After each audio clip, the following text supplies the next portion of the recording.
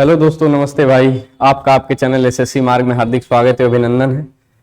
आज हम SSC GD के जो 2022 वाले जो आया था वैकेंसी, उस जो 2023 में उसका पेपर हुआ था, उसी का ये 10 जनवरी का पहला शिफ्ट का है।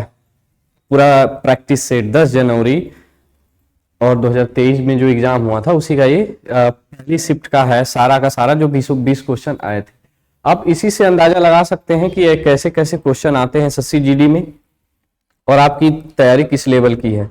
ऐसा नहीं कि सेम यही सवाल आए थे अलग अलग शिफ्ट में, किसी में ऊपर नीचे होता है, लेकिन ऑलमोस्ट कहा जाए तो लेवल यही रहता है।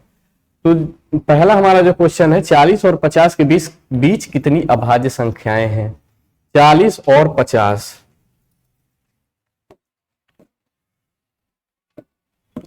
40 और 50 अभाज्य संख्याएं निकालेंगे भाई, तो डाटा इजी है, इसको हम लिख के ही निकाल देते हैं। 40 और 50 के बीच में बोला है, यानी कि एक संख्या हमारी आएगी 41, 41 और 42, 43, 44, 45 और 46, 47, 48, 49, 50।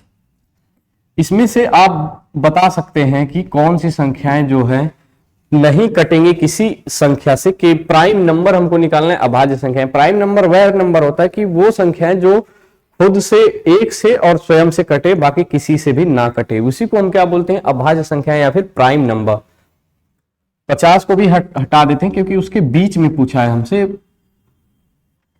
41, जो 41 है किसी से नहीं कटता भाई, केवल अपने से कटेगा, और एक से तो सारी संख्याएं कट जाती हैं। 42 भी कट जाएगा। 43, एक जो हमारी संख्या है 43, ये भी किसी से नहीं कटती, केवल अपने से कटेगी। 44 ये भी कट जाएगा। 45 भी कटेगा। 46 भी कटेगा, और ये 47 ये भी किसी से नहीं कटता। 48 से भी कट जाएगा, और 48 भी कट जाएगा, और 49 भी कट जाएगा। तो जो हमारी संख्याएं आई 40 से 50 के बीच में, जो अभाज्य संख्याएं पूछा कितनी हैं, तो एक संख्या ये हो गई और ये, यानी कि 3 संख्याएं जो है कि 40 और 50 के बीच में अभाज्य संख्याएं हैं जो किसी से भी नहीं कटती। अगली सवाल है, 5 घंटियां सुबह 9 बजे एक साथ बजती हैं। ये 12 सेकेंड, 18 सेकेंड, 24 सेकेंड, 36 सेकेंड और 45 सेकेंड के अंतराल पर बजती है। घंटियां पुनः किस समय पर एक साथ बजती हैं या बजेंगी?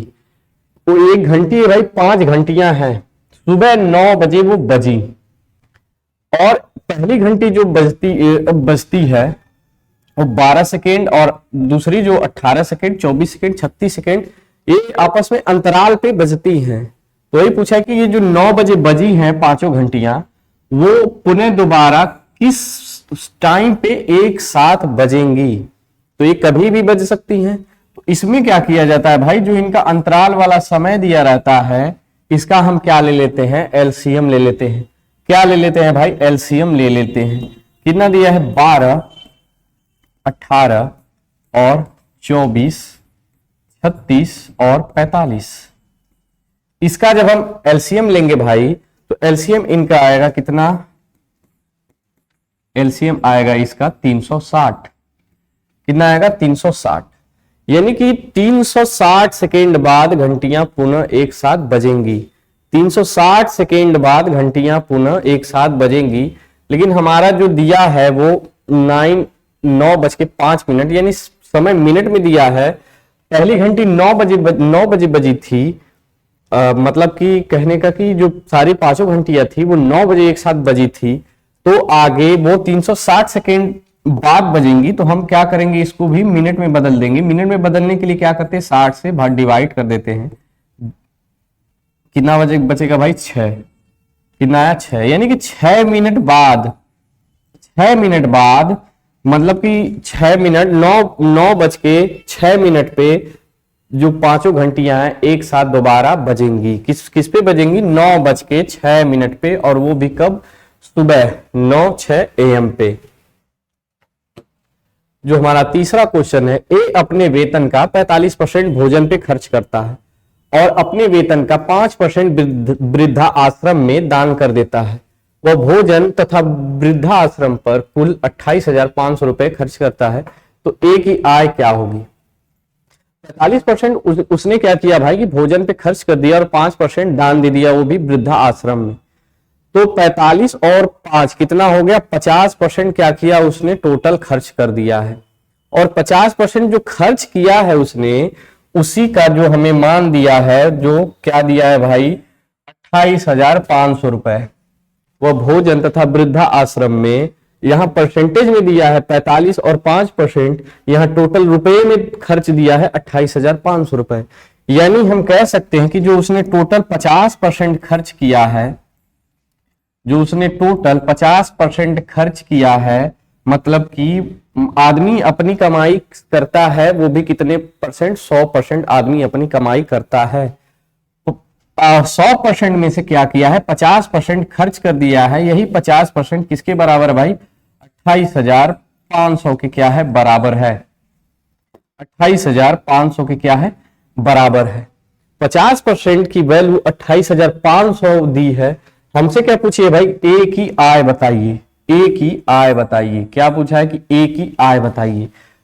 किसी व्यक्ति की आय अपने आप में कितनी होती है भाई? 100% होती है। किसी व्यक्ति की आय अपने आप में 100% होती है। यदि वो ऊपरी कमाई ना कर, वो भी मिला के 100%, आप जितना आदमी कमाएगा अपने 100% ही ना कमाएगा। तो 50% यदि 28,500 के बराबर है, तो जब 100% बनाएंगे तो इधर 2 का क्या कर देंगे? मल्टीप्लाई। तो ये हो गया कितना? 100%। जब इधर परसेंट में 2 का गुणा किए हैं तो रुपए में भी किसका गुणा कर देंगे भाई? 2 का गुणा कर देंगे। तो 28 दूनी 56 और 500 दूनी 1000, यानी कितना? 57,000। कितना भाई? Option C. कितना? 57,000। एकदम बेसिक सा क्वेश्चन आता है, इजी इजी। अगली सवाल है, एक व्यक्ति की आय 95,000 है और उसका व्यय 75,000 है। यदि उसकी आय में 18% और व्यय में 12% की वृद्धि होती है तो उसकी बचत में कितने प्रतिशत की वृद्धि होती है? यहां उसकी आय दी है भाई और उसका क्या दिया है? व्यय दिया है। 95,000 रुपया क्या क्या करता है? वो कमाता है। और 75,000 रुपए क्या करता है? खर्च कर देता है। तो इस बीच में आय और खर्च में एक और चीज आती है। क्या आती है? बचत। यदि खर्च में इनकम में से एक्सपेंडिचर यानी खर्च को घटा देंगे तो हमारे क्या निकल के आती है? सेविंग आती है, यानी बचत आती है। हम यहां भाई हम क्या करते हैं? रेशियो से इसको लगा लेते हैं। हम क्या निकाल लेते हैं? रेशियो निकाल लेते हैं। 95 और 75,000 का रेशियो लेंगे तो 3 जीरो से 3 जीरो यही हम काट देते हैं। 95 और 75 5 से काटेंगे भाई तो ये कितनी बार जाएगा? 19 पंजे 95 और 15 पचे 75। यानी कि जो उसका इनकम और एक्सपेंडिचर का रेशियो आया, कितना आया? 19:5। और इनकम बराबर क्या होता है? Expenditure plus savings. Expenditure plus savings, यानी कि यहां 15 रहेगा। यानी कि 19 रुपए कमाता है तो 15 रुपए खर्च कर देता है। तो भाई हमसे आप बताइए कि बचत कितना करता है? तो आप कहेंगे 4 की क्या करता है? बचत करता है।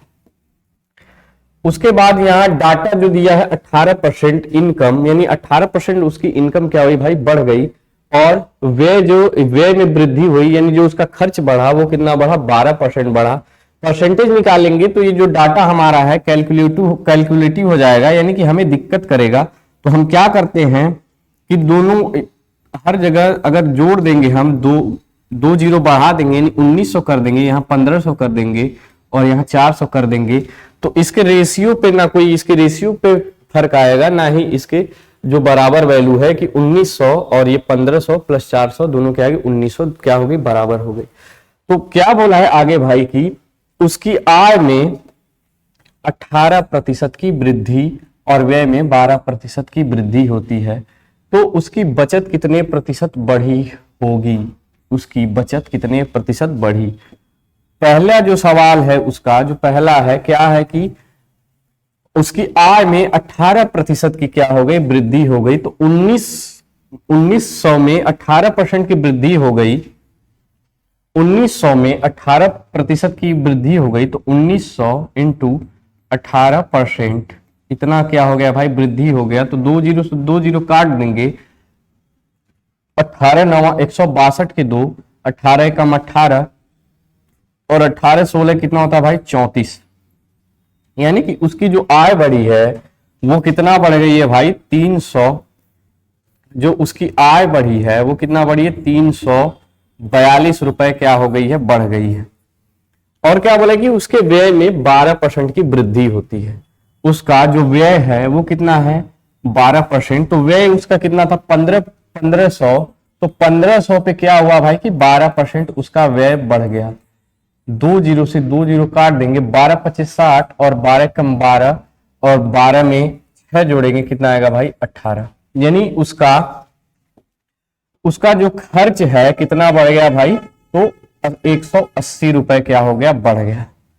पहले उसकी आय 1900 थी, 1900 में 18% की वृद्धि हो गई, यानी 342 की क्या हो गई, वृद्धि हो गई। उसके बाद उसके खर्च में जो 1500 पहले था उसमें क्या हो गया 12% की वृद्धि हो गई। तो 1500 का 12% निकालेंगे तो कितना आएगा 180। तो उसकी बचत कितनी प्रतिशत बढ़ी, तो 342 रुपए उसकी आय बढ़ी, 342 रुपए उसकी आय बढ़ी और 180 रुपए क्या हो गया, खर्च बढ़ गया। तो 342 में से 180 घटाएंगे भाई तो उसका क्या आ जाएगा, उसका सेविंग्स आ जाएगा कि जितना उसकी आय बढ़ी है उसमें से उसने कितना खर्च किया है। तो 342 में से 180 जब आप घटाएंगे तो कितना आएगा 2 और यहां बचेगा 14 में से 8 जाएगा कितना 6 और 2 में से 1 जाए, 2 में से 1 गया कितना बचा 1। यानी जो उसका बचत बढ़ गया, कितना बढ़ गया 162 रुपए क्या हो गया, बचत बढ़ गया। हमसे क्या पूछा है, उसकी बचत परसेंटेज बचत बताइए। तो 162 रुपए बढ़ा है तो किस पे बढ़ा है, तो 400 पे बढ़ा है। 162 रुपए बढ़ा है तो किस पे बढ़ा है भाई, तो 400 पे बढ़ा है।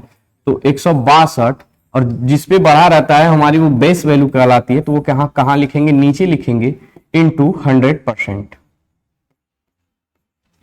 20 से 20 काट देंगे, 4 का भागा 162 में देंगे तो 4 चौके 16, यहाँ 2 बचा यानी भाग नहीं जाएगा तो 0 लगाएंगे और पॉइंट और 4 पंजे 20।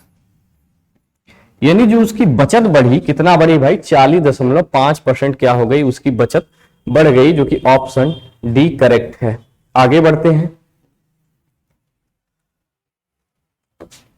हमारी जो 5वीं सवाल है, ऐसे सवाल हमने परसेंटेज में बहुत सारे करवाए हैं। क्या बोला कि एक शहर में भालुओं की जनसंख्या प्रतिवर्ष 3% की दर से बढ़ रही है। यदि शहर में भालुओं की वर्तमान जनसंख्या 21,218 है तो 2 वर्ष पूर्व भालुओं की संख्या बताइए। फ्रैक्शन से ही लगाते हैं भाई, तो हमारे बढ़ा कितना है 3%। 3% का जब हम फ्रैक्शन वैल्यू लेंगे तो कितना आएगा 3/100। यानी कि वर्तमान में उसकी जनसंख्या 100 थी तो 100 पर से 3 बढ़ गई तो कितनी हो गई 103 हो गई। हमसे क्या पूछा है भाई, प्रेजेंट की पूछा है, तो हम एक्स वाई कुछ भी मान लेते कि प्रेजेंट में उसकी जो भालुओं की जनसंख्या थी कितनी थी, एक्स थी। तो x पे 3% बढ़ी यानी कि 100 से 3 हो गई तो कितना हो गया 103/100। और ये चीज लगातार कितनी बार हुई है भाई, 2 बार हुई है, तो 103/100। और यही चीज किसके बराबर दिया है कि 21,218 के क्या दिया है भाई, बराबर दिया है। यही चीज जो बढ़ी हुई है, कितनी बढ़ी हुई है, तो 21,218 के बराबर बढ़ी हुई है। यानी कि जब x का वैल्यू निकालेंगे तो ये जो 2 जीरो है इधर इनमें गुणा हो जाएंगे, 2 2 4 जीरो और 103 और इंटू 103, इसके क्या हो जाएगा भाई, बटे में चल जाएगा। यानी हमें क्या देना है, भाग देना है। तो 2 जीरो तो कहीं कटेंगे नहीं, यानी कि 3 का मल्टीप्लाई 3 में करेंगे भाई तो 3 3 के 9 आया, 9 आया और इधर 18 है यानी 8 है। इकाई अंक क्या है, 8 है। जब 9 में 9 का यदि हम भाग देते हैं, कुछ इधर कुछ भी रहे, यहां 8 है, तो ऐसी कौन सी संख्या है जिसको ले जाने के बाद हमारा इकाई का अंक 8 बचता है, तो एक ही है वो संख्या, 9 दूनी 18, यानी कि इकाई का अंक आएगा 8। यानी कि जब हम यहां भाग देंगे तो भाई हमारा कितना आएगा, 2 आएगा। और उसके बाद एक ही ऑप्शन में कहां है, ये डी, जो कि हमारा कितना आएगा 20,000, जो कि x की वैल्यू कितनी आएगी, 20,000 आएगी। या फिर या फिर आप ऐसे भी देख सकते हैं कि ये 4 जीरो जो है वो किसी से कटेंगे नहीं, तो वो लिखे ही जाएंगे, यानी डबल जीरो अंत में हमारा आएगा ही। और 4 जीरो जो आएगा एक ही ऑप्शन में है, जो कि डी में है। मोहन एक टेबल को 2832 रुपए पर बेच रहा है। यदि उसका लाभ 18% है तो टेबल का क्रय मूल्य बताइए। हमेशा की तरह हम इसको फ्रैक्शन वैल्यू की तरह से ही करेंगे। 18% मतलब 18/100 काट देंगे कितनी बार में, 9 बार, और ये 50, यानी कि नीचे वाला सीपी आता है और ऊपर वाला हमेशा हमारा लाभ या फिर हानि आता है। तो यहाँ क्या हुआ भाई, प्लस में आया, तो क्या आया, प्रॉफिट हुआ है। 18% का लाभ हुआ, यानी प्लस क्या हुआ, प्रॉफिट। तो किसी वस्तु का हमारा जो सीपी है और एसपी है, तो सीपी हमारा कितना है भाई, 50 है, और सेलिंग प्राइस 50 पे 18% का क्या हुआ है, लाभ हुआ है। तो 50 का 18% निकालेंगे तो 9 आएगा भाई। तो 50 में 9 जोड़ेंगे तो हमारा सेलिंग प्राइस निकल के कितना आएगा, 59। ऊपर हमारा दिया है कि उसने क्या किया है कि टेबल को 2832 रुपए में बेचा है, यानी हमारी सेलिंग प्राइस कितनी दी है भाई, 2832 रुपए, और हमारा यूनिट में मान कितना दिया है, 59, यानी दोनों आपस में क्या होंगे, बराबर होंगे। कितना है भाई, 2832।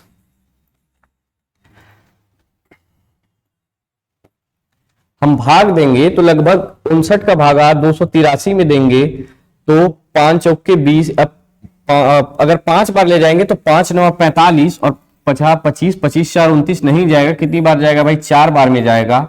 और यहां 2 है, 2, यानी कि आप जब 9 से भाग देंगे 2 में, तो ऐसी कौन सी संख्या है जिसका भाग देने के बाद इकाई का अंक कितना आएगा भाई, 2 आएगा। तो जब आप 9 का गुणा 8 में करेंगे तो कितना आता है, लास्ट में यूनिट डिजिट 2 आता है, क्योंकि 8 9 72, यानी कि जब हम दोबारा जब भाग देंगे तो हमारा कितना बार जाएगा, 8 बार जाएगा।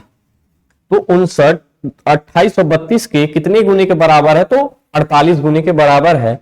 तो हमारा हमसे सीपी पूछा है, तो ये भी कितने गुने के बराबर होगा, तो 48 गुने के क्या होगा भाई, बराबर होगा।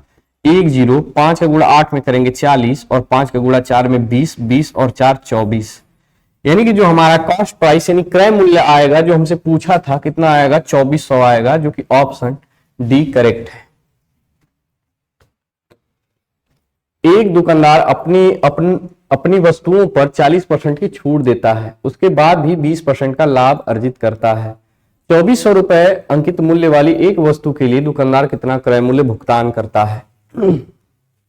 एक दुकानदार है, 40% की छूट दिया है, उसके बाद भी उसे क्या हुआ है भाई, 20% का लाभ हुआ है। एक फार्मूला मैंने बताया था क्या, सीपी बाई एमपी बराबर 100 minus D by 100 plus P. तो इसको ऐसे ना करके भाई हम क्या लेते हैं, सीपी और एमपी का रेशियो ले लेंगे। जब सीपी और एमपी का रेशियो ले लेंगे तो जो हमारा सामने वाली दोनों क्या होती है भाई, आपस में क्या होती, बराबर होती हैं। तो जब हम सीपी और एमपी का रेशियो लेंगे, क्या सीपी और एमपी, तो सीपी के नीचे क्या लिखेंगे, 100 माइनस डिस्काउंट, 100 माइनस डिस्काउंट, और एमपी के नीचे क्या लिखा जाता है, 100 प्लस प्रॉफिट। यानी कि जो डिस्काउंट आएगा वो सीपी में से 100 से, सीपी के नीचे 100 में से घटा देंगे, और जो प्रॉफिट आता है 100 प्लस पी कर देते हैं, या फिर अगर यहां हानि भी होगा तो 100 माइनस लॉस कर देते हैं। तो 100 माइनस डी, डिस्काउंट हमारा कितना दिया है भाई, 40, तो 100 में से 40 क्या करेंगे, घटा देंगे। 100 में से 40 क्या करेंगे भाई, घटा देंगे। और प्रॉफिट कितना दिया है, 20%, 20%, यानी पी की वैल्यू हमारी कितनी दी है भाई, 20 दी है। पी की वैल्यू हमारी कितनी दी है, 20 दी है। तो 100 में से 40 घटाएंगे तो कितना आएगा, 60, यहां रेशियो ले लेते हैं इसका, और 100 में 20 जोड़ेंगे भाई तो कितना आएगा, 120। आप इसको काट भी सकते हैं, रेशियो में है, और नहीं भी काट सकते, हम काट देते हैं इसको, एक बार में 60 से और ये 2 बार में। यानी जो सीपी से एमपी यानी क्रय अंकित मूल्य का रेशियो कितना आया, 1:2 आया। 1 कितना आया भाई, 2। लेकिन जो हमारा अंकित मूल्य जो दिया है उसका प्राइस कितना दिया है, 2400 रुपए। कितना दिया है भाई, 2400 रुपए। 2400 रुपए अंकित मूल्य वाली एक वस्तु के लिए दुकानदार कितना क्रय मूल्य भुगतान करता है। यानी हमसे क्या पूछा है भाई, क्रय मूल्य पूछा है। हमसे क्या पूछा है, क्रय मूल्य पूछा है, यानी 2 की वैल्यू दी है और हमसे 1 की वैल्यू पूछी है। 2 की वैल्यू दी है और हमसे 1 की वैल्यू क्या की है, उसने पूछी है। 2 की वैल्यू कितनी दी है, 2400, तो ये कितने गुने के बराबर है भाई, तो 1200 गुने के क्या है, बराबर है। तो हमारा सीपी यानी क्रय मूल्य ये भी किसके गुने के बराबर होगा, तो 1200 गुने के बराबर होगा। 1200 गुणा 1 में करेंगे तो हमारी वैल्यू उतनी ही आती है, कितनी आती है, 1200, जो कि हमारा यही ऑप्शन है। आगे बढ़ते हैं। एक डीलर ने एक वस्तु पर 72,000 रुपए के अंकित मूल्य पर 20% की छूट दी और 10% की हानि व्यय की, यानी कि 7200 रुपए एक वस्तु डीलर, फिर से पढ़ते हैं भाई, एक डीलर ने एक वस्तु पर 72,000 रुपए के अंकित मूल्य पर 20% की छूट दी, यानी उसका जो मार्क प्राइस था कितना था भाई, 72,000 रुपए। जो उसका मार्क प्राइस था वो कितना था, 72,000 रुपए। 72,000 रुपए पे उसने क्या किया है, 20% की छूट दी है। 72,000 रुपए पे क्या किया है कि 20% की छूट दी और 10% की हानि व्यय की। 72,000 पे 20% की छूट दी और 10% की हानि व्यय की। अंकित मूल्य पर उसे कितनी छूट देनी चाहिए जिसे उसे वस्तु पर 440 रुपए का लाभ हो। अंकित मूल्य पर उसे कितनी छूट देनी चाहिए जिससे उसे वस्तु पर 440 रुपए का क्या हो भाई, लाभ हो। 72,000 रुपए उस क्या है भाई, अंकित मूल्य है। 72,000 रुपए क्या है, अंकित मूल्य है।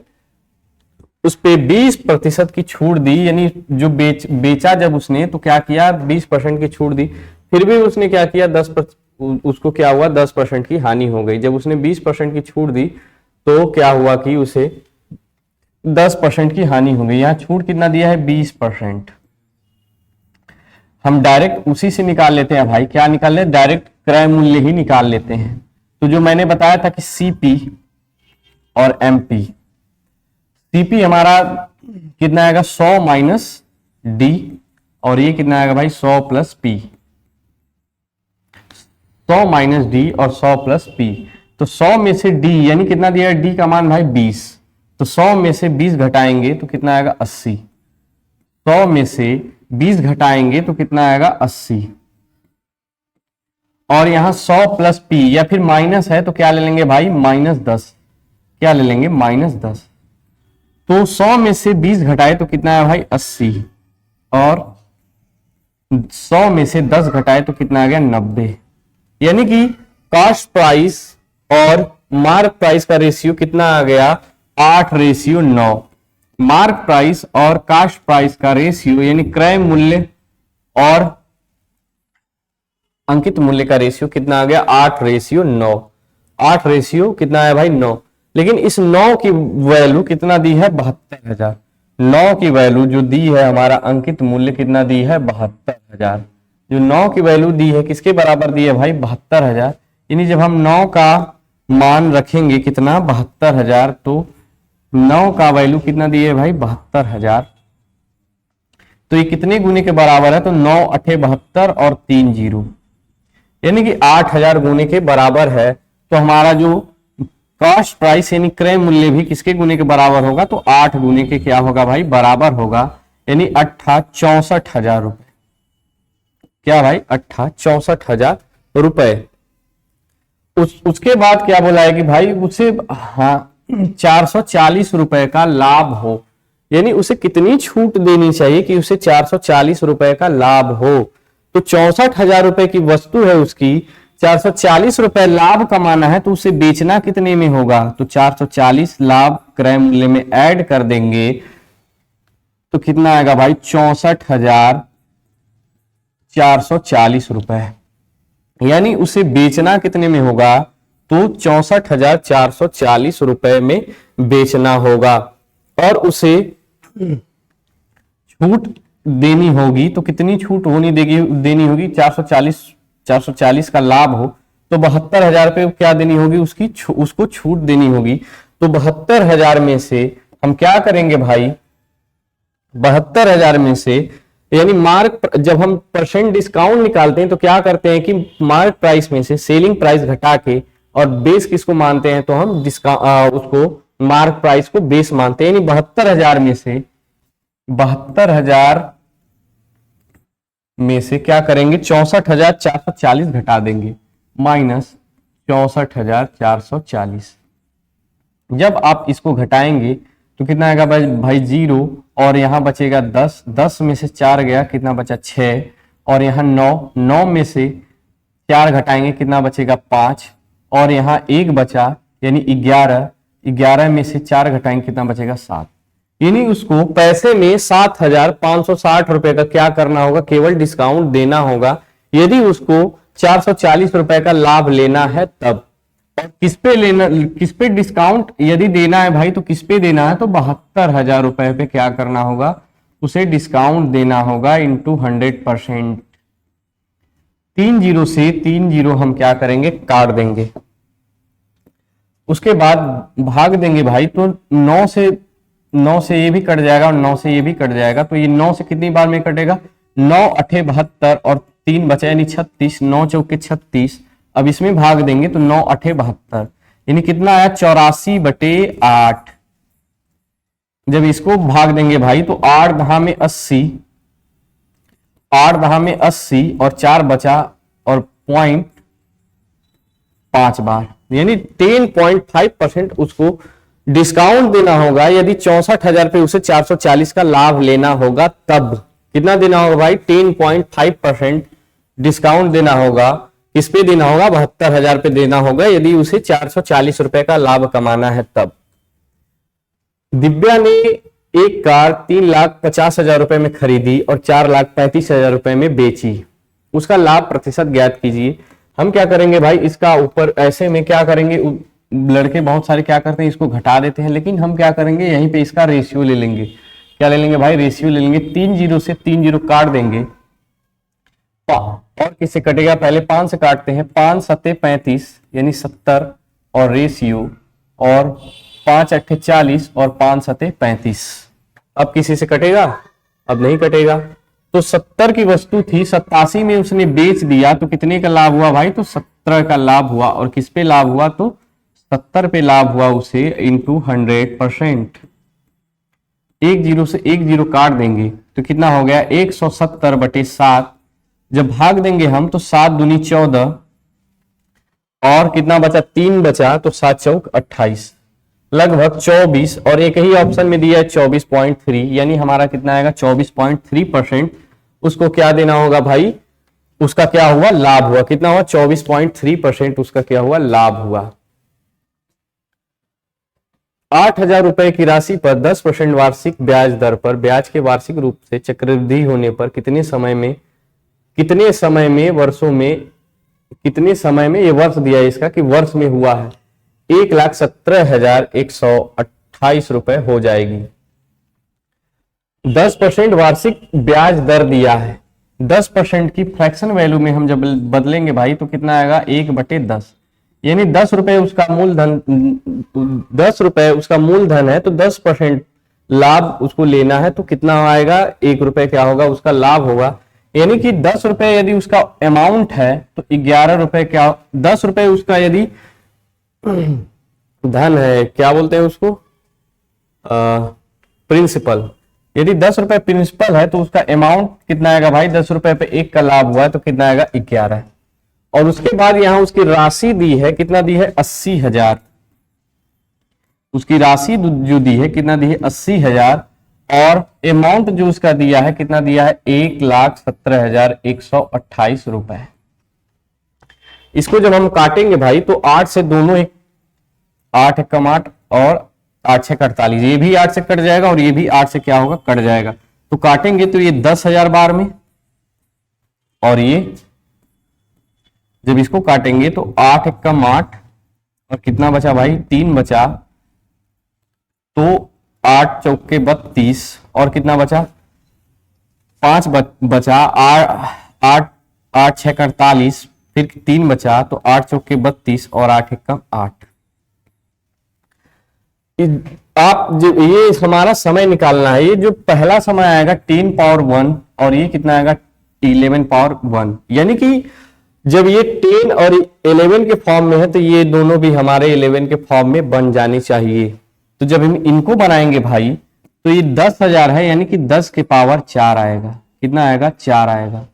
और जब इसको बनाएंगे भाई तो ये भी हमारा 11 के पावर 4 ही आएगा, या फिर आप गुणा करके भी देख सकते हैं। 10 के पावर 4 और ये 11 के पावर 4, यानी जो हमारा समय आएगा वो कितना आएगा? टी, ये ऊपर टी रहता है, तो जो हमारा समय आएगा भाई वो कितना आएगा? 4 साल। जो हमारा समय आएगा वो कितना आएगा? 4 साल आएगा। और यही हमसे पूछा था कि कितने रुपए कितने समय में हो जाएंगी। हमसे क्या पूछा था भाई? समय पूछा था कि कितने समय में वो 1,70,128 रुपए हो जाएगी। तो जो हम समय निकाले हैं वो कितना निकाले हैं? 4 साल। ऑप्शन यहाँ कोई गलत है भाई, इसको आप बना सकते हैं अपने से।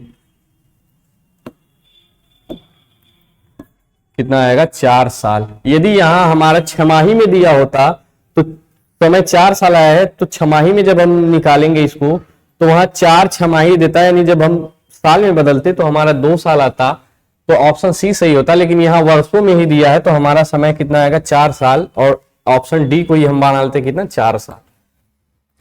√6 इसका क्या निकालना है भाई? चतुर्थानुपाती निकालना है। तो चतुर्थानुपाती निकालने के लिए क्या होता है? x ratio y proportional a ratio b। जब चतुर्थानुपाती हम निकालते हैं तो क्या करते हैं कि बाहर का बाहर गुणा कर देते हैं और अंदर वाले का अंदर क्या कर देते हैं भाई? गुणा कर देते हैं। तो यही है चतुर्थानुपाती। हम मान लेते हैं क्या भाई? x। क्या मान लेते हैं? x। और इसी x का हमसे क्या कहा है? मान पूछा है।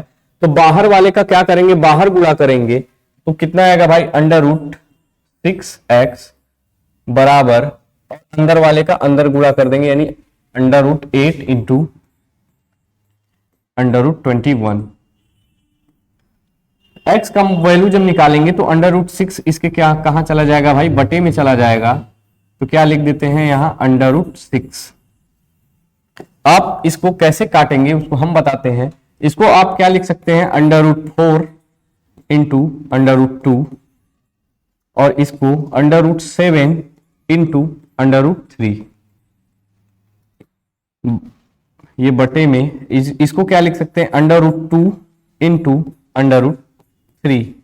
जहां जहां कटेगा काट देंगे। √2 से ऊपर √2 क्या हो जाएगा? कट जाएगा। और 3 से और ये 3 कट जाएगा। तो √4 का जब हम वर्गमूल लेंगे निकालेंगे भाई उसका, तो कितना आएगा? √4 का 2 आता है और एक हमारा क्या बचा है? 7, यानी 2√7। जो x की वैल्यू आई, जो चतुर्थानुपाती हमारा आया, कितना आया? 2√7, जो कि ऑप्शन डी करेक्ट है।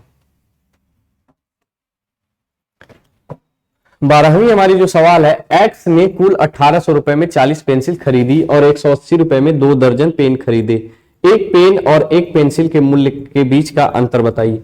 यानी कि 40 रुपए में 40 पेंसिल 180 रुपए में क्या किया है भाई? खरीदा है। और 2 दर्जन को, एक दर्जन में 12 होते हैं, तो 12 का गुणा 2 में करेंगे तो कितने आ गए? 24। यानी 24 क्या बोला है? 24 पेन 180 में खरीदा है। तो दोनों के एक एक पेन और पेंसिल में अंतर क्या है? हमसे एक पेन और एक पेंसिल में अंतर पूछा है। तो हम क्या करेंगे भाई कि पहले एक पेन और एक पेंसिल का क्या निकाल लेंगे? मूल्य निकाल लेंगे। तो 40 पेंसिल दिया है, कितने रुपए में दिया है? 180 रुपए में दिया है। तो जब एक पेंसिल का हम निकालेंगे भाई, जब एक पेंसिल का हम निकालेंगे तो 180 में क्या करेंगे? टोटल पेंसिल से भाग दे देंगे, यानी कि कितना आएगा? 4 चौके 16 और 2 बचा और 4 पंजे 20, यानी 4.5 रुपए में उसने क्या किया था? एक पेंसिल खरीदी थी। उसने 4.5 रुपए में क्या किया था? एक पेंसिल खरीदा था। और हम एक पेन का क्या कर लेंगे भाई? एक पेन का भी वैल्यू निकाल लेंगे। तो 24 पेन कितने में खरीदा था? 180 रुपए में खरीदा था। 2 दर्जन यानी कि 24, एक दर्जन में 12 होते हैं, तो 2 दर्जन में कितने आएंगे? 24। जब इसको काटेंगे आप तो 6 से काट ले, 6 तिली 18 यानी 30 और 6 चौके 24, यानी 30/4। जब इसको भाग देंगे तो 4 सत्ते 28 और 0.4 पंजे 20, यानी कि एक पेंसिल का दाम 4.5 रुपए है और एक पेन का दाम 7.5 रुपए है। और इन्हीं दोनों के बीच हमसे क्या पूछा था भाई कि इन्हीं दोनों के बीच हमें अंतर बताइए। तो 7.5 और 4.5 का जब हम अंतर लेंगे तो कितना आएगा, 3 रुपए। कितना आएगा भाई, 3 रुपए, जो कि ऑप्शन बी सही है। 5x-2y रेशियो x-2y बराबर 9:17 है, तो 9x/13y का मान ज्ञात कीजिए। इसको हम लिख लेते हैं, क्या लिखेंगे, और इसको ऐसे, रेशियो का मतलब रेशियो और बटा भी होता है भाई। तो 5x-2y बाई x-2y बराबर 9/17। 17 का गुणा 5 में करेंगे तो कितना आएगा, 17×5 = 85 और x, इसको डायरेक्ट करते हैं और एक x यहां है यानी 9x, तो 9x बराबर के इधर में जाएगा तो इसको पक्षांतर करेंगे भाई, तो 9x यहां आ जाएगा तो क्या हो जाएगा, माइनस हो जाएगा, यानी 9x। 17 दूनी 34, 17 दूनी 34 y यहां है, यहां आता वो, लेकिन जब इसको इधर भेजेंगे तो क्या हो जाएगा भाई, प्लस हो जाएगा, यानी 17 दूनी 34 y और 9 दूनी 18, वो उसी साइड रहता है, यानी कितना आता है, 9 दूनी 18 y। तो 85x में से 9x घटाएंगे तो कितना आएगा भाई, इधर 4 और 76, कितना है 76x बराबर 34 में से 18 घटाएंगे तो 16-18 कितना होगा, 34, यानी 16y। कट रहा है तो काट लेंगे, 4 से कट जाएगा, तो 4 से जब हम काटेंगे 76 को तो 4 एक कम 4, 4 एक कम 4 और बचा कितना 3, तो 4 9 36, यानी 19x बराबर 4y। 4 से 16 कितनी बार में काटेंगे भाई, 4 बार में। तो जब x और y का रेशियो लेंगे हम तो कितना आया, 4/19, कितना आया भाई, 4/19। x रेशियो y कितना आ गया, 4 रेशियो 19। उसके बाद हमसे क्या पूछा, 9x, यानी कि 9x का मान कितना है, 4 है, तो 9/4 और 13y, 13 × 19। ऑप्शन देख लेते हैं, केवल एक ही में 36 दिया है और ऊपर 9 चौका 9 का गुणा 4 में करेंगे तो 36 आएगा, यानी कि 36/247। कितना आएगा भाई, 36/247, जो कि ऑप्शन डी करेक्ट है। आगे बढ़ेंगे, यहां बोला है कि एक व्यक्ति गंतव्य तक पहुंचने के लिए 4 अलग अलग रास्तों से साइकिल चलाता है। इस पूरी यात्रा के दौरान उस औसत गति ज्ञात कीजिए। एवरेज स्पीड हमसे पूछा है, क्या पूछा है भाई, average speed. Average speed, average speed हम निकालेंगे तो कैसे निकालेंगे, total distance by total time. Total distance by total time, तो टोटल डिस्टेंस हम निकालेंगे तो 20 10 30 10 40 और 20 60 और 5 और 4 9, यानी कि कितना है 69। कितना है भाई 69। और स्पीड दिया है किलोमीटर पर हावर में, तो स्पीड दिया है, डिस्टेंस दिया है, तो हम टाइम का निकालेंगे भाई। तो टाइम बराबर क्या होता है, डिस्टेंस बाई स्पीड। क्या होता है, डिस्टेंस बाई स्पीड। तो हम जब टाइम निकालेंगे तो डिस्टेंस बाई स्पीड, यानी डिस्टेंस हमारा 20 दिया है और स्पीड दिया है कितना 5, तो 20 में 5 का भाग देंगे तो भाई कितना आएगा 4। 15 में 3 का भाग देंगे तो कितना आएगा 5, और 2 का भागा 10 में देंगे तो कितना आएगा भाई 5, और 4 का भागा 24 में देंगे तो कितना आएगा भाई 6। टोटल डिस्टेंस, टोटल जो डिस्टेंस हमारा है कितना आया है 69, और जो टोटल हमारा टाइम आया, तो पहला टाइम जो 4 स्लॉट में उसने वो गया है ए बी और सी में और डी में, तो जब टोटल हम क्या निकालेंगे भाई, टोटल टाइम निकालेंगे तो 5 5 10 और 10 कितना आया 20, यानी कि उसका एवरेज हमने कैसे निकाला कि total distance by total time, यदि हमें एवरेज स्पीड निकालनी है तो 20 का भाग देंगे, 20 अगर 4 बार ले जाएंगे तो 20 चौका 80, 4 बार नहीं जाएगा, केवल 3 बार जाएगा, 20 23 60, और केवल एक ही में है जो कि ऑप्शन बी हमारा कितना आएगा 3.45, 3.45 और किलोमीटर प्रति हावर में आएगा। आप जब भी सवाल लगाएं तो आप ऑप्शन को देखते हुए लगाएं, क्योंकि बहुत सारे सवालें हमारे क्या होती है ऑप्शन से लग जाती हैं, कैलकुलेशन करने की हमें उतना अधिक जरूरत नहीं पड़ती। एक पेंट को 12 दिनों में पेंट कर सकता है, बी उसी को 8 दिनों में पेंट कर सकता है। 10 दिनों में पेंट सी उसी को 10 दिनों में पेंट कर सकता है। दिनों की संख्या लगभग में ज्ञात करे जिनमें ए द्वारा पेंट की जा सकती है। यदि बी और सी दोनों साथ मिलकर एक दिन छोड़कर एक दिन उसका साथ दे रहे हैं तो पहले दिन ए अकेला पेंट करना आरंभ करता है। बोला कि भाई ए ने एक दीवार को 12 दिनों में पेंट कर सकता है, बी उसी दीवार को 8 दिनों में पेंट कर सकता है, सी उसी को 10 दिनों में पेंट कर सकता है। तो हमें उसका बताना है कि पेंटिंग कितने दिनों में दीवार कितने दिनों में पेंट की जा सकती है। यदि ए अकेला पहले दिन काम करे, यहां दिया है ना कि पहले दिन ए काम करना अकेले स्टार्ट करता है, तो पहले दिन क्या हुआ कि ए ने काम किया। पहले दिन हमारा जो पहले दिन है ए अकेला काम को करता है, लेकिन जो दूसरा दिन आता है ए का साथ बी और सी ने भी दिया। जो दूसरा दिन आता है ए का साथ बी और सी ने भी दिया। उसके बाद जब तीसरा दिन अल्टरनेट डे, इसको बोलते हैं कि अल्टरनेट डे में वर्क हो रहा है, तो ए पहले दिन अकेले काम कर रहा है। दूसरा दिन जब आता है तो ए के साथ बी और सी भी मिलके काम करते हैं। और उसके बाद तीसरा दिन जब आता है तो ए अकेला काम करेगा। जब चौथा दिन आएगा तो ए के साथ बी और सी भी काम करेंगे, यानी ए प्लस बी प्लस सी भी काम करेंगे। ये तो रही भाई इस सवाल की बातें। उससे पहले हम क्या करेंगे कि इसका हम टोटल वर्क निकालेंगे। क्या निकालेंगे? टोटल वर्क और एफिशिएंसी निकालते हैं। यहां हमारा क्या दिया है, ए जो है वो 12 दिनों में पेंट करेगा, बी जो है वो 8 दिनों में पेंट करेगा, सी जो है वो 10 दिनों में पेंट करेगा। तो ऐसे सवालों में हम टोटल वर्क जब निकालते हैं तो कुछ ना कुछ मानना पड़ता है। कुछ ना कुछ मानने के बजाय हम इन्हीं लोगों का हम क्या ले लेते हैं भाई, एलसीएम ले लेते हैं। 12, 8, 10 इसका एलसीएम निकालेंगे तो 60 और 2 120। इसका हम एलसीएम कितना आएगा भाई 120। इसी को हम क्या ले लेते हैं, टोटल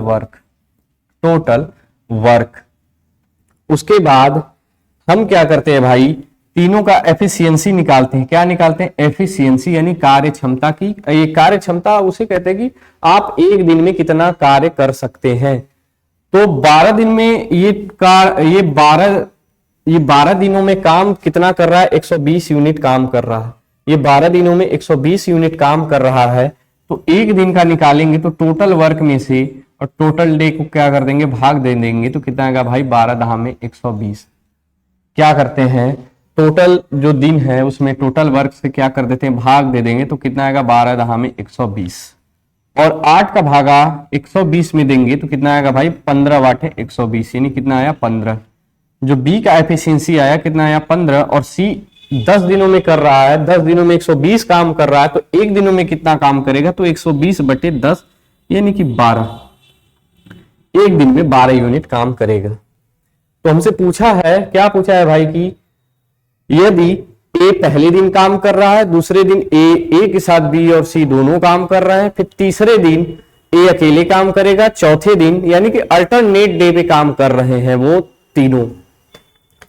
तो यहां क्या आया भाई, एक 10 आया, जो किसका, ए का एफिशिएंसी। यानी कि ए जब पहले दिन काम करेगा तो कितनी कार्य क्षमता के साथ काम करेगा, 10 कार्य क्षमता के साथ काम करेगा।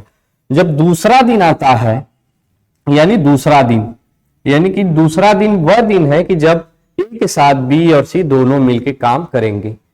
दूसरा दिन वह है जो ए के साथ बी और सी दोनों मिलकर काम करेंगे, यानी ए प्लस बी प्लस सी। एक दिन में ए काम कर रहा है 10 और बी काम कर रहा है 15 और सी कर रहा है 12। तो तीनों मिलके काम कितने कर देंगे भाई, 15 10 25 और 25 10 35, 35 2 37। यानी दूसरे दिन 37 यूनिट काम हो रहा है। किसमें से हो रहा है, 120 यूनिट से। और ए ने पहले दिन अकेले कितना काम किया, 10। उसके बाद भाई जब तीसरा दिन आता है तो ए अकेले कितना काम करेगा, 10। और जब चौथा दिन आएगा तो ए प्लस बी प्लस सी मिलके कितने काम करेंगे भाई, 37 यूनिट। कितना काम करेंगे 37 यूनिट। तो काम हमारा कितना है 120 यूनिट। तो 4 दिन में आप देख लीजिए कि तीनों ने मिलकर कितना काम किए। 10 प्लस 10 कितना हो गया 20, और 20 30 50, और 50 और 30 50 30 80, और 7 7 14 यानी 94। यानी कितना हो गया भाई 94। यानी कि अगले दिन 5वें दिन भी हमें काम करने की आवश्यकता है। तो कितना काम करेगा ये भाई ए 10। तो 94 में से 10 जोड़ेंगे, 94 में जब 10 जोड़ेंगे तो कितना आया 104। कितना आया भाई 104। यानी कि जो पहला दिन, दूसरा दिन, तीसरा, चौथा और पांचवा, 5 दिन में टोटल वर्क कितने हो गए 104 यूनिट हो गए। और 120 टोटल थे, 104 हो गए, तो बचे कितने 16 यूनिट। कितने बचे भाई 16 यूनिट। 5 दिन में टोटल कितने हो गए 104 यूनिट। तो 5वें दिन जब काम स्टार्ट किया जाएगा, जो तीनों मिल के 6ठे दिन ए प्लस बी और प्लस सी, तो टोटल कितना काम है 16 है। यानी तीनों मिलके एक दिन में 37 काम कर रहे हैं। तो 37 का आधा करेंगे तो कितना आएगा भाई 16 दूनी 17 दूनी 34, 18 दूनी 36, यानी कि 18.5 काम बचा, 18.5 आएगा। लेकिन उससे भी कम काम बचा है, मतलब कि जो तीनों मिलके 37 यूनिट काम कर रहे हैं, तो उसका आधे से भी कम काम बचा है 16 यूनिट। यानी कि 5वां दिन तो टोटल काम, 5वां दिन पूरा काम होगा, लेकिन जो 6ठा दिन है उसमें कम ही काम होगा, क्योंकि टोटल उन्होंने 27 काम किया करेंगे तीनों मिलके, और बचा कितना है केवल 16 बचा है। यानी कि आधे से भी कम समय आएगा। यानी 5 दिन 1 2 3 4 5 दिन वो टोटल पूरे काम करेंगे, लेकिन 6ठे दिन कुछ ही काम बचेगा। यानी कि 5 से हल्का सा ज्यादा, केवल एक ही ऑप्शन दिया है सी 5.4 डेज। कितना दिया है भाई 5.4 डेज, जो कि हमारा वही उत्तर होगा। 16वां सवाल, 5 महिलाएं एक काम को 8 दिनों में पूरा कर सकती हैं। 5 महिलाएं एक काम को 8 दिनों में पूरा कर सकती हैं, जबकि 8 बच्चे उसी काम को 10 दिनों में पूरा कर सकते हैं। तो हमसे पूछा है कि 2 महिलाएं और 4 बच्चे कितने दिनों में वो काम कर सकते हैं।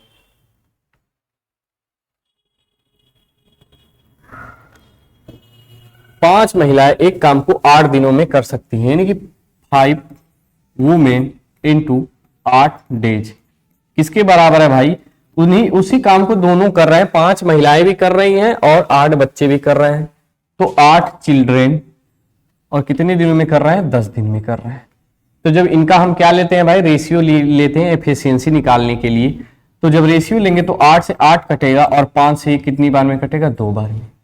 तो W/C बराबर कितना आएगा भाई 2/1। यानी कि यदि चिल्ड्रन एक काम कर रहा है तो महिला कितनी काम करेगी 2 काम करेगी। तो कहीं से भी आप टोटल वर्क निकाल सकते हैं, या तो यहां से निकाल ले या तो यहां से निकाल ले, दोनों एक ही आएगा। जब टोटल वर्क निकालेंगे भाई तो यहीं से निकाल लेते हैं। 5 W यानी वुमेन का कितना एफिशिएंसी दिया है 2, तो 5 दूनी 10, 10 8 80, कितना आएगा भाई 10 8 80। टोटल वर्क कितना आया 80।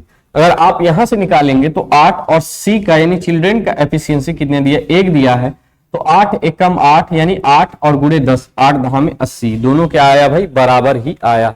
तो 2 महिलाएं और 4 बच्चे काम को कितने दिनों में पूरा कर सकते हैं। 2 महिलाएं यानी 2 वुमेन और 4 बच्चे 4 चिल्ड्रेन।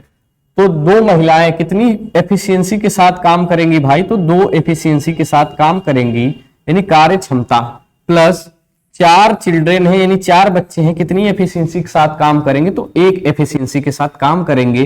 तो टोटल एक दिन में वो कितना काम करेंगे, तो 2 दूनी 4 और प्लस 4 कितना काम करेंगे 8। यानी कि एक दिन में दोनों 2 औरत और 4 बच्चे एक दिन में कितना काम करेंगे 8 यूनिट काम करेंगे। टोटल काम हमारा कितना दिया है भाई 80 यूनिट दिया है। टोटल जो वर्क दिया है टोटल काम 80 दिया है। तो टोटल वर्क कितना दिया है भाई 80 दिया है। यदि एक दिन में कोई 6 लोग मिलके 2 महिलाएं और 4 बच्चे एक दिन में 8 यूनिट काम कर रहे हैं, तो 80 यूनिट काम करने में कितना दिन लगेगा, तो टोटल वर्क में एक दिन का कार्य क्षमता से क्या कर देंगे, भाग दे देंगे, तो कितना आएगा भाई 10। 10 दिन कितना आएगा भाई 10 दिन, कितना आएगा भाई 10 दिन, जो कि ऑप्शन सी करेक्ट है। एक कार 5 घंटे में 240 किलोमीटर की दूरी तय करती है। यदि वह अपनी सामान्य गति से आधी गति से यात्रा करती है तो उसी दूरी को तय करने में कितना समय अधिक लगता है। कोई भी व्यक्ति या कार अगर सेम डिस्टेंस तय करती है, कोई भी व्यक्ति या कार या रेलगाड़ी कोई भी सेम डिस्टेंस तय करेगा, सेम डिस्टेंस तय करेगा, तो जो उसका स्पीड है वो किसके अनुक्रमाती होगा भाई, 1/t के अनुक्रमानुपाती हो। किसके अनुक्रमानुपाती होगा, तो s अनुक्रमानुपाती 1/t। इसको कह सकते हैं कि यहां से हम देख लेते हैं कि यह 5 घंटे में 240 किलोमीटर की दूरी तय करती है। उसके बाद क्या बोले, यदि वह अपनी सामान्य गति से आधी गति की यदि वह अपनी सामान्य गति से आधी गति से यात्रा करती है, वो पहले उसकी जो पहले स्पीड थी, हम स्पीड जो उसकी थी भाई कितना थी, 1 थी, स्पीड थी कितना थी, 1 थी, और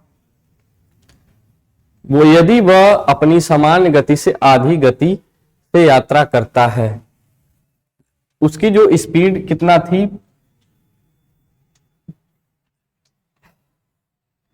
पहले 2 थी, अब उसने क्या कर दिया भाई 1 कर दिया। पहले उसकी 2 थी, अब 1 कर दिया, यानी 2 से आधा किया तो कितना कर दिया, 1 कर दिया।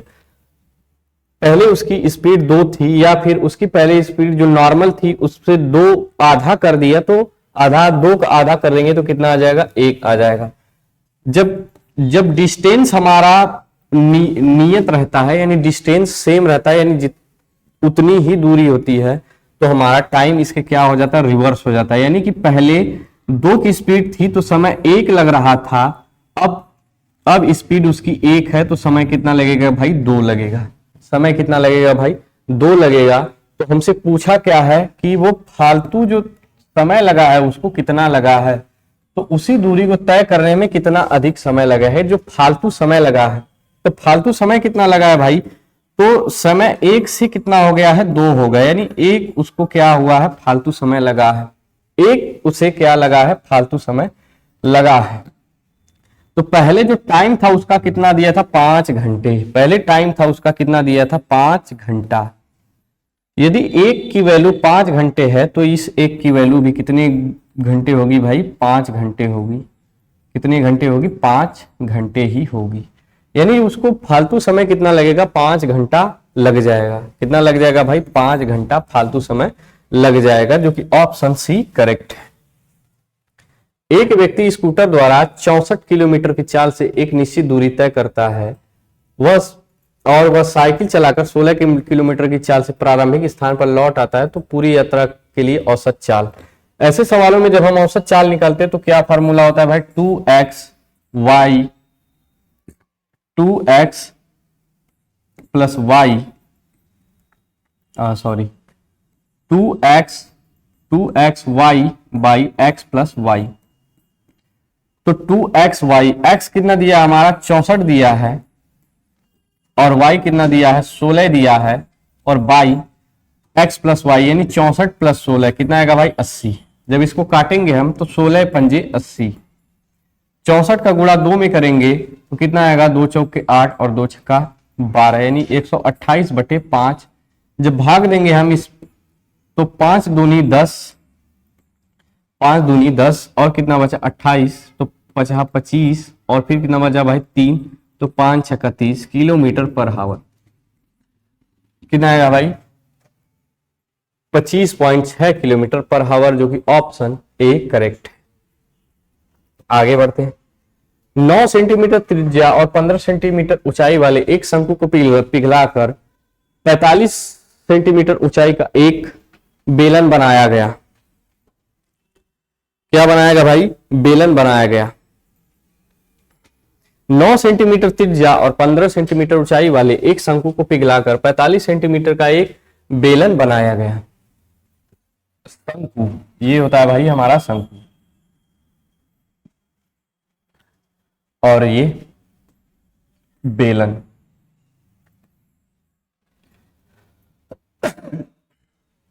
ये क्या हो गया हमारा भाई, बेलन। तो 9 सेंटीमीटर त्रिज्या और 15 सेंटीमीटर ऊंचाई वाले एक शंकु, यानी इसका ऊंचाई जो हमें दिया है कितना, h बराबर कितना दिया है भाई, 15 सेंटीमीटर, 15 सेंटीमीटर, और r कितना दिया है, 9 सेंटीमीटर। और इसकी जो बेलन है उसकी ऊंचाई हमें कितना दिया है, 45 सेंटीमीटर, और हमसे इसकी जो त्रिज्या है वही क्या की है, वही हमसे क्या किया है, पूछा है। यानी दोनों का आयतन भाई पहला जो शंकु है उसी का आयतन पिघलाकर बेलन का आयतन बनाया गया है, यानी कि दोनों आपस में क्या होंगे, बराबर होंगे। यानी दोनों आपस में भाई क्या होंगे, बराबर होंगे। तो हमारा शंकु का आयतन जो होता है क्या होता है, 1/3 pi R square H, 1/3 pi R square H. और ये किसके बराबर है, तो बेलन के आयतन के बराबर है, यानी पाई आर स्क्वायर एच, यानी पाई आर स्क्वायर एच। पाई दोनों में है तो क्या करेंगे भाई, पाई को काट देते हैं, पाई दोनों में है तो क्या करेंगे, काट देंगे। तो 1/3 इंटू आर दिया है, वो किसका दिया है, ये तो शंकु का दिया है। तो शंकु का आर कितना दिया है भाई, 9 सेंटीमीटर, यानी 9 इंटू 9 इंटू एच कितना दिया है भाई, तो एच 15 दिया है, बराबर इसका हमें आर क्या किया है, पूछा है। यहां हमें बेलन का व्यास निकालना है भाई, सॉरी बेलन का क्या निकालना है, व्यास निकालना है। बेलन का हमें त्रिज्या नहीं निकालनी, बेलन का हमें व्यास निकालना है। तो त्रिज्या निकालेंगे तभी 2r कर देंगे तो हमारा बेलन का व्यास आ जाएगा। तो पाई आर स्क्वायर एच, आर हमें निकालना है, और एच कितना दिया है, 45, एच कितना दिया 45। 3 से 9 को कितनी बार में काट देंगे, 3 बार में, और 15 3 45, ये 45 इस 45 से कट जाएगा। तो आर स्क्वायर कितना बचेगा भाई, 9। तो आर बराबर कितना आ गया, 3। जब हम 2r निकालेंगे यानी हम व्यास निकालेंगे तो क्या कर देंगे, इधर 2 से क्या कर देंगे, गुणा कर दिए, तो इधर भी 2 से क्या कर देंगे, गुणा कर देंगे, यानी 6। कितना आया, 6 सेंटीमीटर। यानी जो हमारा व्यास आएगा कितना आएगा, 6 सेंटीमीटर, यानी ऑप्शन सी करेक्ट है। 20वीं सवाल जो कि 10 जनवरी 2023 का ये लास्ट सवाल रहेगा भाई, और उसके बाद कल भी एक प्रैक्टिस सेट लेके आएंगे हम, जो कि दूसरी शिफ्ट का होगा, 10 ही जनवरी का रहेगा। वो दूसरी शिफ्ट का 10 जनवरी 2023 का दूसरी शिफ्ट का हम लेके आएंगे, और इसी तरह उसको किया जाएगा। इस सवाल में बोला है कि एक लंबवृत्तीय बेलन का व्यास 14 सेंटीमीटर, ऊंचाई व्यास 14 सेंटीमीटर और ऊंचाई 2 सेंटीमीटर है। इसके वक्र पृष्ठीय क्षेत्रफल और संपूर्ण पृष्ठीय क्षेत्रफल का योग ज्ञात कीजिए। यानी हमसे कर्व सरफेस एरिया और टोटल सरफेस एरिया के बारे में क्या किया भाई, पूछा है। वक्र पृष्ठ का क्षेत्रफल और टोटल यानी कि संपूर्ण पृष्ठ के क्षेत्रफल के बारे में हमसे क्या किया है भाई, पूछा है। तो जो इसका CS से +2 जो CS से यानी कि curve surface area, curve surface area यानी इस वक्र पृष्ठीय क्षेत्रफल CS से प्लस टोटल सरफेस एरिया यानी संपूर्ण पृष्ठीय क्षेत्रफल TSA, इसी के बारे में भाई हमसे क्या किया है, पूछा है। इसी के बारे में हमसे क्या किया है, पूछा है। तो लंब वृत्तीय बेलन का व्यास, जो व्यास दिया है 2r, वो कितना दिया है, 14 सेंटीमीटर। उसके बाद ऊंचाई जो h दी है वो कितना दी है, 2 सेंटीमीटर। जब हम इसका योग जब निकालते हैं भाई तो क्या आता है फार्मूला, 2 पाई r और कोष्ठ में r plus 2h, r plus 2h। अब केवल हमें क्या करना है, मान रखना है। बहुत इजी सवाल आते हैं मेंसुरेशन के। तो 2 इंटू 22/7 2r कितना दिया भाई, r ही होगा यहाँ, आर कितना दिया है, तो 14 दिया है। आर 14 प्लस 2 इंटू 2, तो काटेंगे 7 दूनी 14, आर निकालना पड़ेगा। जब आर हम निकालेंगे, 2r दिया है, जब आर हम निकालेंगे तो 14, जब आर निकालेंगे भाई तो कितना हो जाएगा, 2 यानी 7, कितना आएगा 7, तो 2 इंटू 22/7 इंटू 7, आर फिर 7 प्लस 2 इंटू एच, यानी कि 2 इंटू 2 कितना आया 4, तो 7 से 7 को काट देंगे तो 22 दूनी कितना आया 44, और 7 प्लस तो 4 कितना आएगा भाई 11, गुणा करेंगे तो 11 गुणा 4 में तो कितना है 44, और 11 चौक 44 और 4 कितना है 48 सेंटीमीटर स्क्वायर, जो कि ऑप्शन सी करेक्ट। लंबवृत्तीय बेलन का व्यास दिया है, ऊंचाई दी है, वक्र पृष्ठ और संपूर्ण पृष्ठ के क्षेत्रफल का हमसे योग पूछा है। तो जो हमारा CSA प्लस TSA का फॉर्मूला होता है 2πr कोष्ठ में r प्लस 2h, जब हम मान रखेंगे तो कितना आएगा 484 सेंटीमीटर स्क्वायर, जो कि यही उत्तर है भाई, ऑप्शन सी है। आज का जो हमारा प्रैक्टिस सेट है, आज यहाँ 20 क्वेश्चन जो 10 जनवरी 2023 में आए थे, वो भी 2022 वाले जो SSC GD का पेपर हुआ था, उसके सारे जो फर्स्ट शिफ्ट के थे 10 जनवरी वाले सारे सवाल वो हमने कर चुके हैं, और कल हम लेके आएंगे जो दूसरी शिफ्ट में पेपर हुआ था उसका। तब तक के लिए आप अच्छे से इसको एनालिसिस करिए, आप देखिए कैसे कैसे क्वेश्चन आए थे। तब तक के लिए जय हिंद।